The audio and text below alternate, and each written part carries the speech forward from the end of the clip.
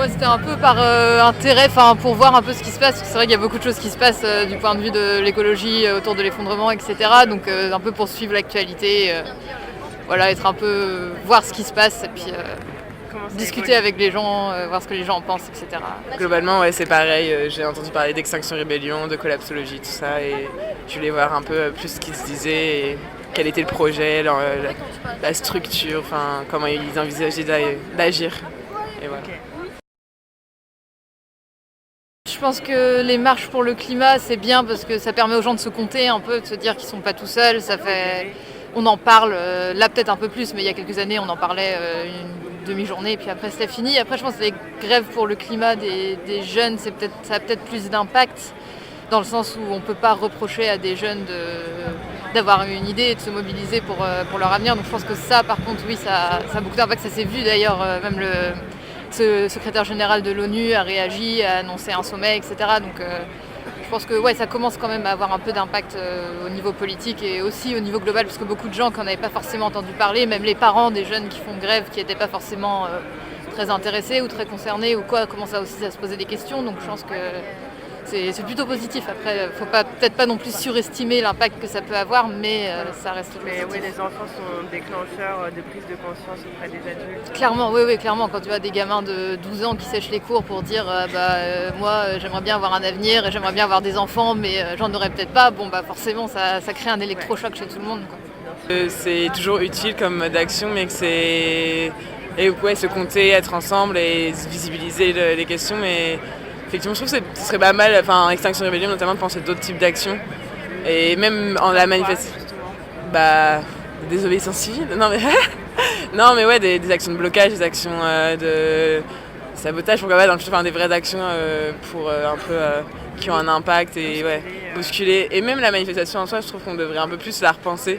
Je m'intéresse un peu à l'écoféminisme en ce moment et comment j'ai vu il y avait des actions qui sont au Pentagone, je sais plus, dans les années 80, un truc comme ça, et c'était un rituel de deuil en fait, qui protestait contre l'armement.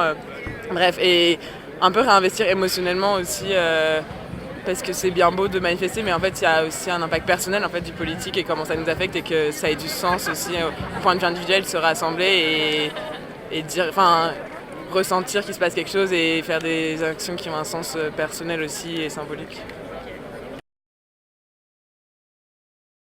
Je trouve que la distinction non-violence est assez subjective.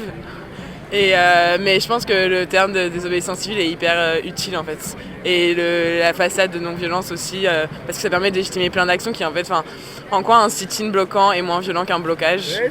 Le résultat est le même et ça permet juste pour moi de légitimer certains types d'actions. Mais je pense vraiment que la frontière entre non-violence et violence est assez floue mais que la désobéissance civile nous donne des nouveaux répertoires d'actions qui sont intéressants à explorer. Et si ça peut nous permettre, dans l'opinion publique, d'être plus entendus et d'être plus légitimés, franchement, investissons-le. Je pense qu'après, c'est toujours pareil. Je suis un peu, peut-être pas cynique ou quoi, mais j'ai l'impression que la désobéissance civile, ça fait 40 ans qu'on en fait. Et pour autant, ça n'a pas forcément changé énormément de choses. Alors qu'au contraire, on voit que par exemple la ZAD de Notre-Dame-des-Landes, si les gens avaient juste fait des sit-ins dans les arbres, je pense que maintenant il y aurait un aéroport là-bas, quoi. Donc il y a aussi à un certain moment peut-être que ça aussi c'est limite. Je pense que ça dépend énormément des contextes aussi, quoi. Ça, par exemple à Notre-Dame-des-Landes, c'est vrai qu'étant donné à partir du moment où l'État aussi envoyait peut-être des forces armées, il y a peut-être un moment où ça bascule. Après, par exemple, pour faire des blocages de route, je pense pas que la violence soit souhaitable, absolument pas, quoi. Je pense que ça dépend énormément du contexte. Je vais faire la grosse toto, mais c'est l'État qui définit ce qu'est violence, et dès que tu t'attaques. De manière générale, en fait, la violence, elle vient pas nécessairement de nous. C'est que tu es face à un truc tu t'attaques à un système qui va se défendre. Donc au bout d'un moment, en fait, ça va nécessairement être violent parce que tu vas être rentré dans une confrontation et c'est la confrontation qui va faire la violence pour moi. C'est une grande question. Après, je pense que ce qui est vraiment inacceptable, à tout point de vue, c'est la violence physique. À partir du moment où on s'attaque aux personnes, je pense que c'est absolument inacceptable, quel que soit l'enjeu, quel que soit le contexte. Après, il y a des choses que certaines personnes vont ressentir comme violentes, comme par exemple les blocages de fac, parce que ça les empêche d'aller en cours et qu'ils se sentent agressés. Et à côté, ceux qui bloquent la fac se considèrent comme non violents, donc c'est quand même vachement subjectif. Je pense que c'est juste différents répertoire d'actions qu'on doit mobiliser. Et la fracture, elle vient, j'ai l'impression que les gens qui sont un peu partisans de la violence ont conscience des limites de ces types d'actions et que c'est genre dans certains contextes où c'est pertinent. Et si on parlait de la désobéissance civile, le seul truc qui va être un peu gênant, c'est les personnes qui vont rester très un peu réfractaires à tout ce qui va dépasser la désobéissance civile. Et c'est là où pour moi il y a une limite en fait. Il faut réussir à penser les deux en fait.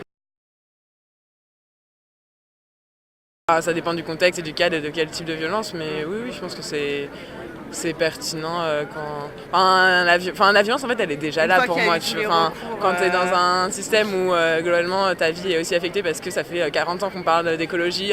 J'avais vu un truc de l'INA qui dans les années 80 il était déjà en train de dire en fait c'est pas possible, il faut que ça change.